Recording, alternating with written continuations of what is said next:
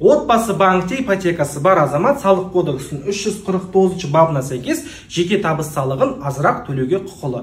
Жалпы елімізде жеке табыс салығы мына формула бойынша есептеледі. Яғни айлық азайтылған пенсионка ай сайын аударып отырған, ол бізде айлықтың 10%, азайтылған міндетті әлеуметтік медициналық сақтандыру жарналары ол бізде айлықтың 2%-ын құрайды. Азайтылған 14 айлық 3450-ке көбейтеміз. Осы шыққан санның 10%. 150 мың теңге айлық алатын азамат ай сайын 150 мың, азайтылған 15 мың пенсионка, азайтылған 3 мың медстраховка, азайтылған 14 айлық 48 мың 300 теңге, осы шыққан санның 10%, 8370 теңге жеке табыс салығын төлеп отыр. Ал егер де сіздің отбасы банк ипотекаңыз бар болса, сіздің жеке табыс салығыңыз келесідей болады. Яғни 150 мың азайтылған 15 мың, азайтылған 3 мың, азайтылған 48 мың 300 бірінші мысалдағы секілді, бірақ сізде тағы да отбасы банктың төлеп отырған ай сайынғы сыйақысы шегеріліп тастайды. Яғни біздің мысалда ол 21 мың теңгені құрасын. Осы шыққан санның 10%-ы 6270 теңге. 8370 теңге азайтылған 6270 теңге, яғни сіздің ай сайын қолыңызға алатын айлығыңыз